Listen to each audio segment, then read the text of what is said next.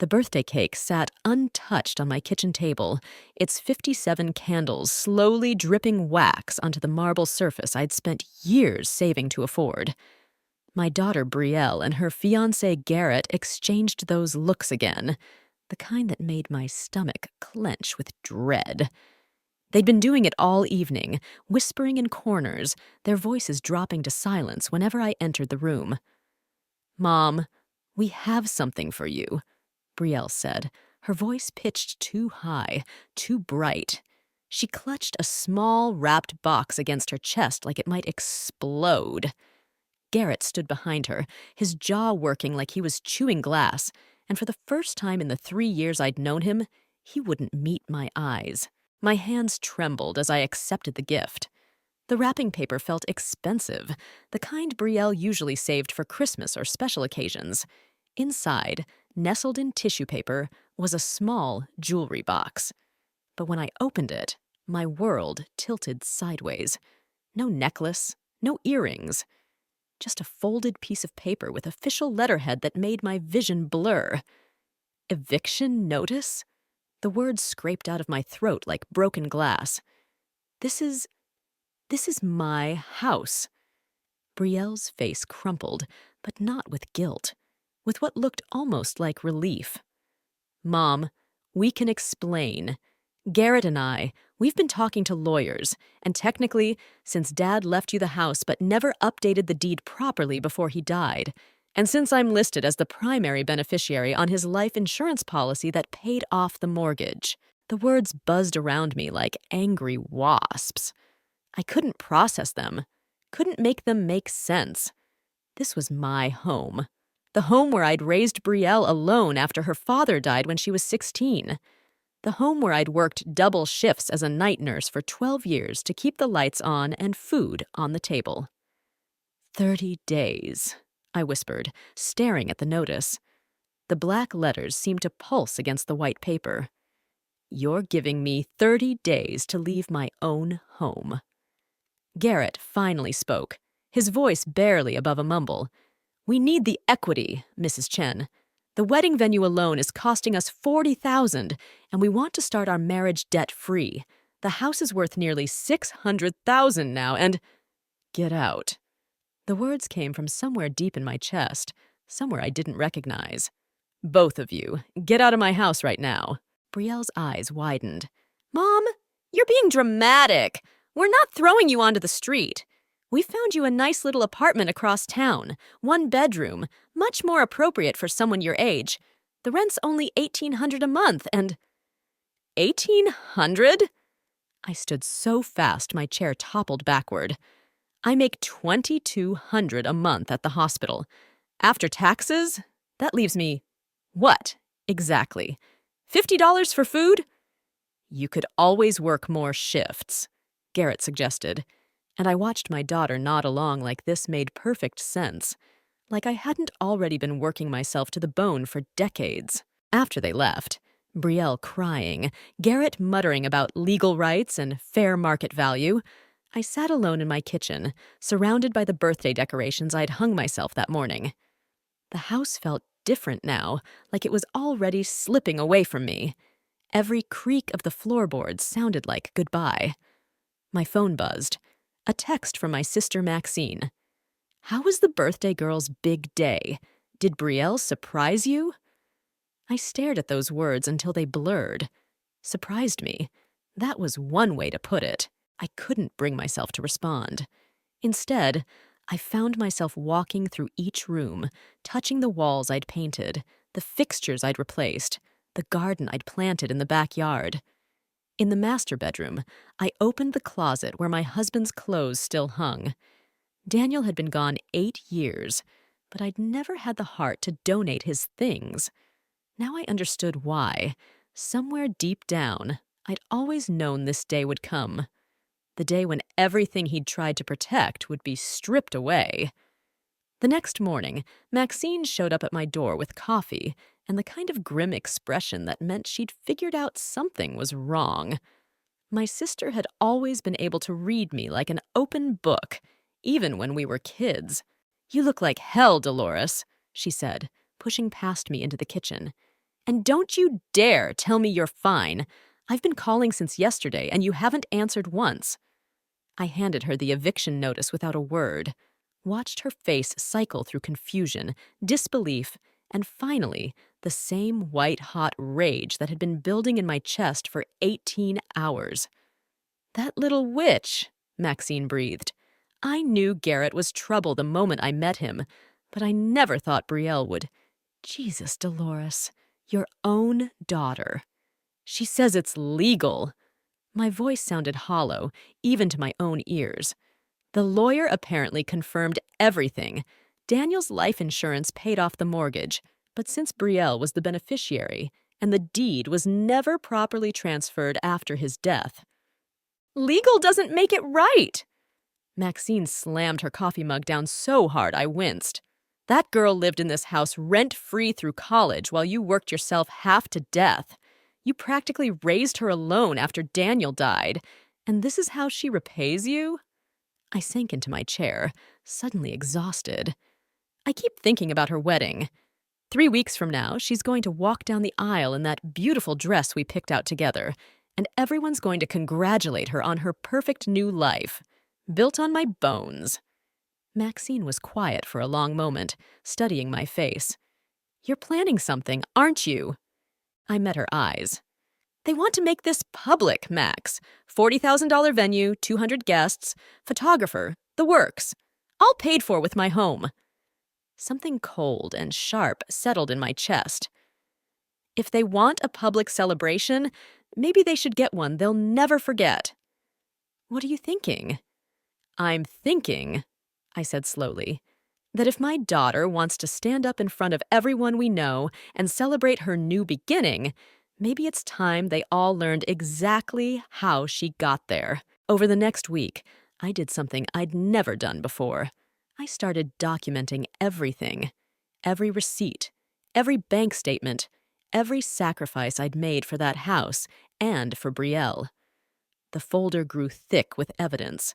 Mortgage payments I'd made alone after Daniel died, the second job I'd taken to afford Brielle's college tuition, the home improvements I'd funded with my own sweat and savings.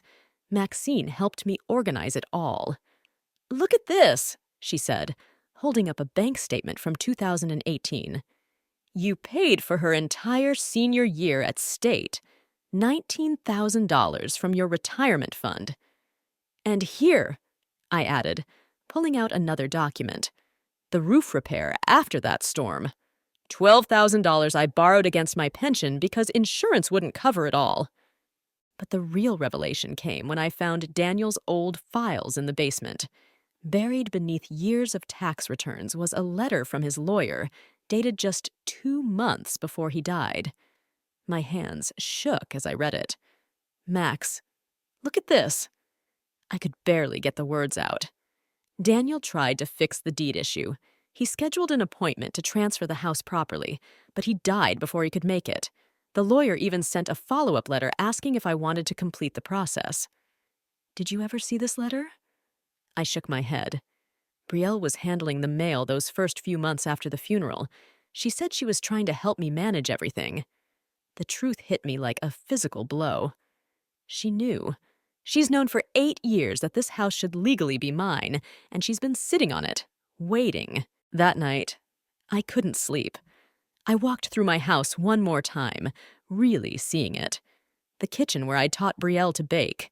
The living room where we'd watched movies together during her teenage years. The garden where Daniel had proposed 29 years ago. Every corner held memories that she was about to auction off for her perfect wedding day.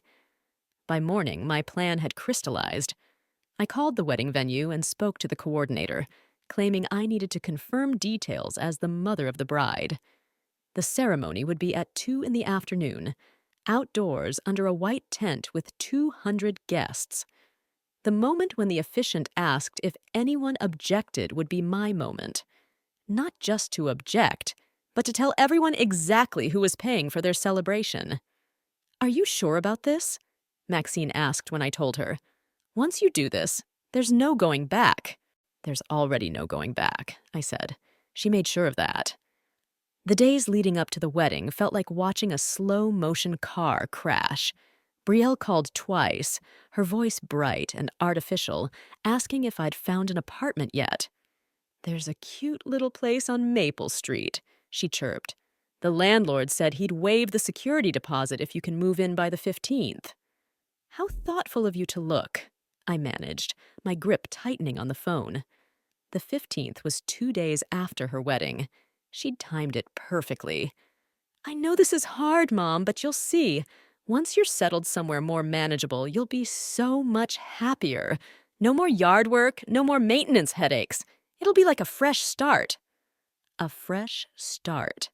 At 57, with barely enough money to survive, she was calling it a fresh start. The night before the wedding, I laid out my dress. A navy blue one that Daniel had always said brought out my eyes.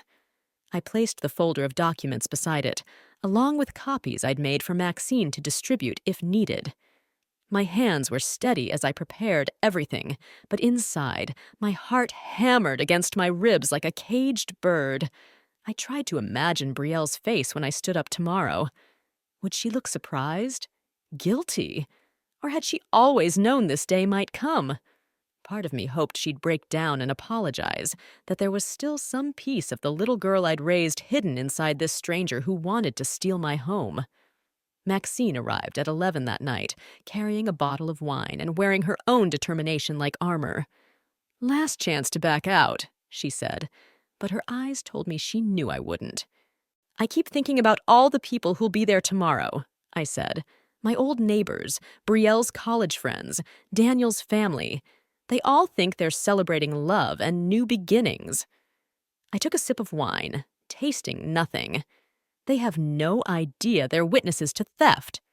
"Good," Maxine said fiercely. "Let them know exactly what kind of person she's become. Let them know what she did to her own mother." That night, I dreamed of Daniel. He was standing in our garden, the way he used to on summer evenings, and he looked sad. "I'm sorry, Dolly," he said, using the nickname no one else ever called me. "I tried to protect you, but I ran out of time." I woke with tears on my cheeks and sunlight streaming through the bedroom windows. Wedding day had arrived. The Riverside Gardens venue looked like something from a fairy tale.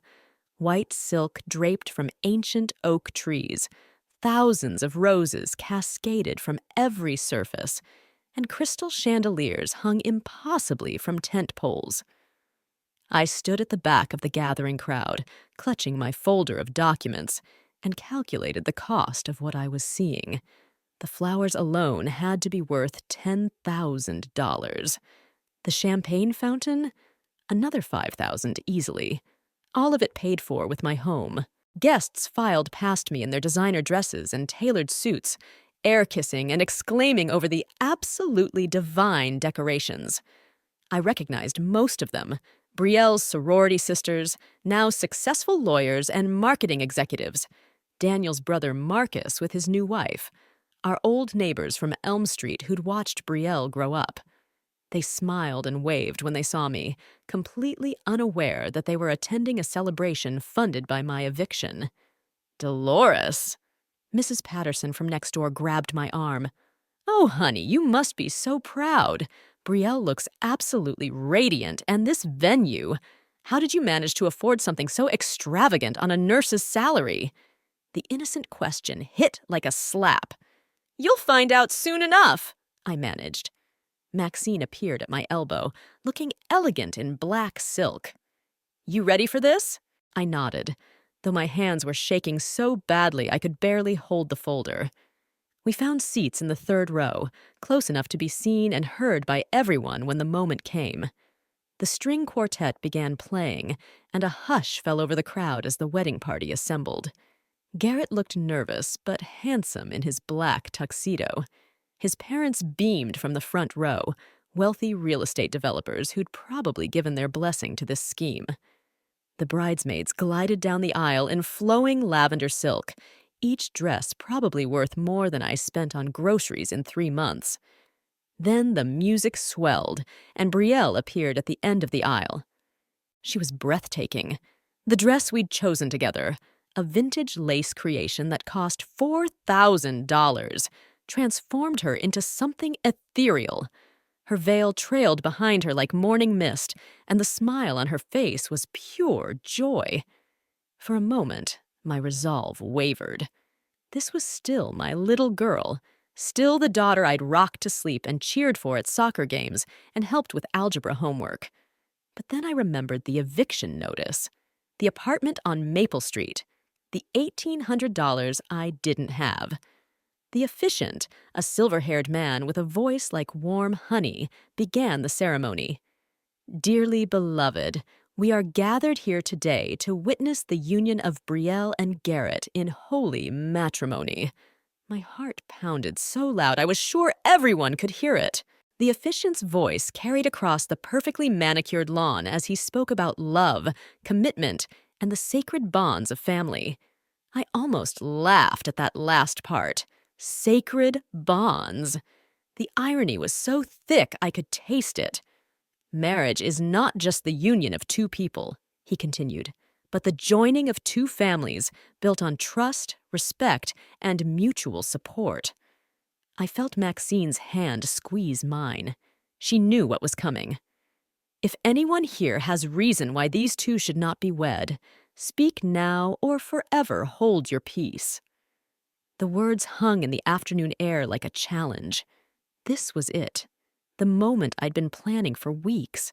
I could feel my pulse in my temples, could taste copper in my mouth. 200 faces turned expectantly toward the officiant, waiting for the traditional pause before he continued. I stood up. The scrape of my chair against the stone patio seemed to echo like thunder. Every head swiveled toward me, confusion rippling through the crowd like a wave. Brielle's face went white beneath her makeup, and I watched her bouquet tremble in her hands. "I object," I said, my voice carrying clearly in the sudden silence. "I object to this entire ceremony." Gasps erupted from the crowd. Someone behind me whispered, "Oh my God, is that Brielle's mother?" The officiant looked stunned, clearly having never encountered an actual objection in his career. Brielle found her voice first. "Mom, what are you doing? Sit down, please. You're embarrassing yourself." Embarrassing myself? I opened my folder, pulling out the documents I'd prepared. "Let me tell you about embarrassment, sweetheart. Let me tell everyone here exactly how you paid for this beautiful celebration." "Mrs. Chen," Garrett started, stepping forward, "this isn't the time or place." "No, this is exactly the time and place." I held up the eviction notice, making sure everyone could see it. 3 weeks ago, my daughter gave me this for my birthday. An eviction notice for my own home. The crowd erupted in confused murmurs. I heard Mrs. Patterson gasp. "What?" Daniel's brother Marcus leaned forward in his seat, his face darkening as he began to understand. "The flowers you're admiring, the champagne you'll be drinking, this entire $40,000 venue, it's all being paid for with the equity from my house. The house where I raised Brielle alone after her father died. The house I've maintained and improved with my own savings for 8 years. My voice grew stronger with each word. "The house she's forcing me to leave so she can have her dream wedding." The silence that followed my revelation was deafening. Then chaos erupted like a dam bursting. Voices rose from every corner of the crowd, shocked exclamations, angry whispers, someone actually shouting, "What kind of daughter does that to her own mother?" "That's enough!" Brielle's voice cracked like a whip across the venue. Her face had gone from white to crimson, and tears streamed down her cheeks, ruining her perfect makeup. "You're ruining my wedding day! How could you be so selfish?" "Selfish?" The word exploded out of me. I pulled out another document from my folder, the bank statement showing my retirement withdrawal. "I paid $19,000 for your senior year at college. From my pension fund, money I needed for my own future."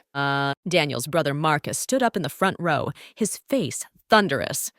"Brielle, is this true? You're throwing your mother out of Daniel's house?" It's legally mine, she screamed back, completely unhinged now. The lawyers confirmed it. She has no claim. That's when I played my final card. With shaking hands, I held up the letter from Daniel's attorney, the one that proved everything. Actually, I do have a claim. Your father tried to transfer the deed properly before he died. He made an appointment with his lawyer specifically to ensure I'd inherit the house legally. The crowd fell silent again, hanging on every word. But he died 2 days before that appointment.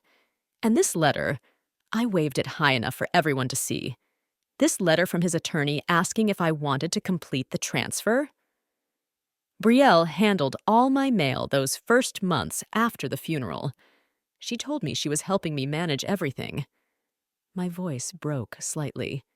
She's been sitting on this letter for 8 years, knowing the house should legally be mine, waiting for the right moment to steal it. The reaction was immediate and visceral. Daniel's family erupted in outrage. Marcus looked like he wanted to climb over chairs to get to Brielle. His wife was openly weeping. Mrs. Patterson from next door stood up and pointed an accusing finger at the bride. "You've been planning this for 8 years?" she shouted. "While your mother worked double shifts to keep that house? While she nursed strangers through the night to pay for your college?" Garrett tried desperately to salvage the situation. "Everyone, please calm down! There are 2 sides to every story, and—" "What's your side?" Maxine's voice cut through his stammering like a blade. She stood beside me now, fierce and protective. "What possible justification is there for stealing an old woman's home?" "She's not old!" Brielle shrieked, mascara streaming down her face. "She's only 57! She can work more years, get a smaller place, start over!" The crowd's reaction to that statement was swift and brutal. Boos actually rose from the assembled guests. The booing seemed to snap something inside Brielle. She turned on me with pure venom in her eyes, all pretense of the blushing bride evaporating. "You want to know the truth? Fine. Yes, I knew about the letter. And you know what? I'm glad I never told you. You've been a burden my entire adult life." The words hit me like physical blows, but she wasn't finished. "Do you have any idea what it was like growing up with you after Dad died? Poor little Brielle, whose mother works nights and sleeps all day. Poor little Brielle, who had to make her own dinner and do her own laundry because Mommy was too tired to function. You think you sacrificed for me? You were barely present." The crowd was dead silent now, horrified by the viciousness of her attack. Even Garrett looked sick, tugging at her arm and whispering, "Brielle, stop. Please, stop." But 8 years of hidden resentment came pouring out of her like poison. "I deserve that house. I earned it by raising myself while you wallowed in your grief. And now you want to guilt me in front of everyone because I finally decided to take what should have been mine all along." Something inside me broke clean in half. Not my heart. That had been cracking for weeks. Something deeper. The last thread of hope that my daughter was still somewhere inside this stranger. "You're right," I said quietly, and the entire venue strained to hear me. I wasn't the perfect mother. I was exhausted and grieving and doing the best I could with no help. But I was there, Brielle. Every single day. I was there. I looked around at the faces staring back at me. Some sympathetic, some horrified, all riveted. "I worked 60-hour weeks to keep you fed and clothed and in that house. I went without new clothes for 3 years so you could have a car for high school. I cashed in my retirement fund so you could graduate college debt-free." My voice grew stronger. And yes, maybe I was tired. Maybe I wasn't the energetic, perfect mother you wanted. But I never once considered throwing you out on the street to fund my happiness. The crowd murmured agreement, several people nodding vigorously. "You want this house so badly?" I continued. "Fine. Keep it. But understand what you're really buying with that equity. You're not just purchasing a wedding venue and a debt-free start to your marriage. You're buying the knowledge that you destroyed the woman who gave you everything she had. You're buying the certainty that everyone in this crowd now knows exactly who you really are. The silence stretched on for what felt like hours. Then, slowly, people began to stand up and leave. It started with Daniel's brother Marcus. He stood up, looked directly at Betrayal with disgust written across his face, and walked out without a word. His wife followed, shaking her head sadly as she passed the altar.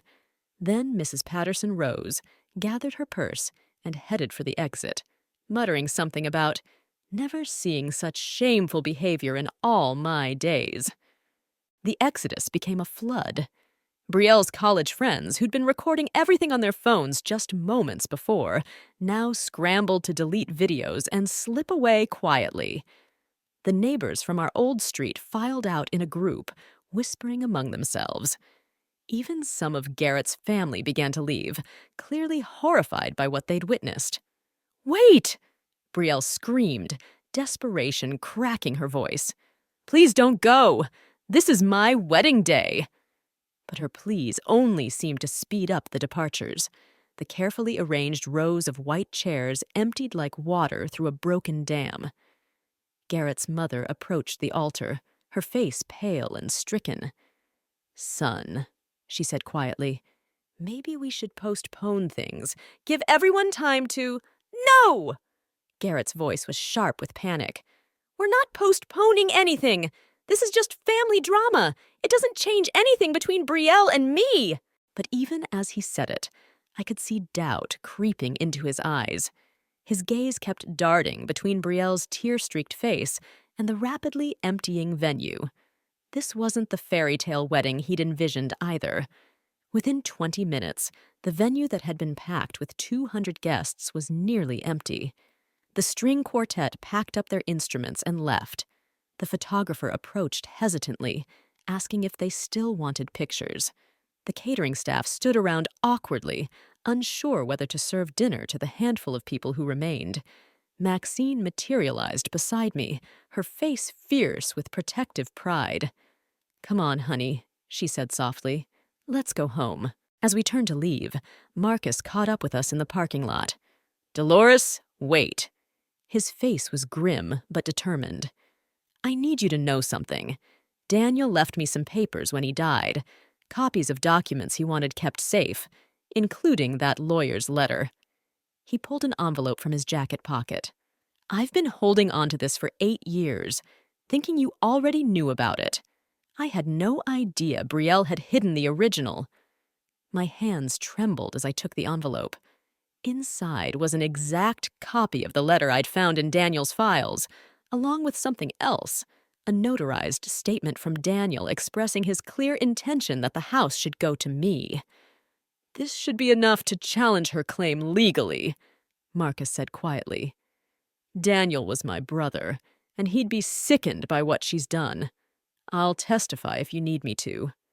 6 months later, I was sitting in my kitchen, in my house, watching the morning sun stream through windows I'd cleaned myself the day before. The legal battle had been swift once Marcus testified and provided Daniel's notarized statement.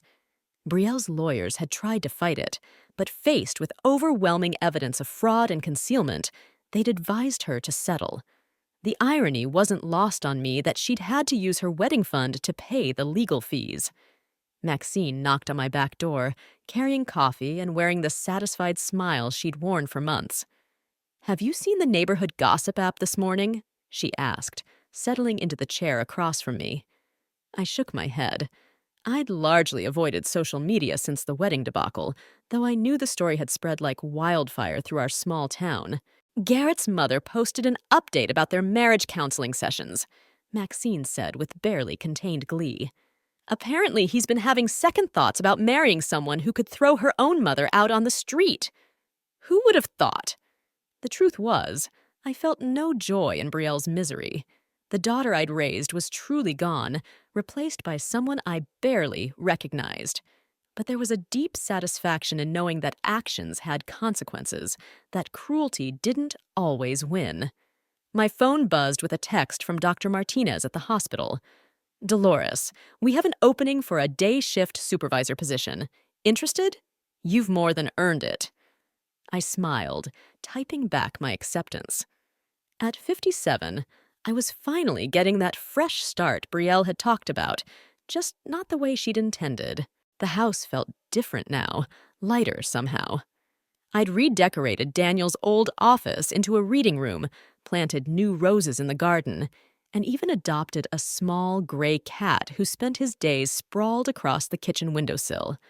It was still the same house, but it felt like mine in a way it never had before.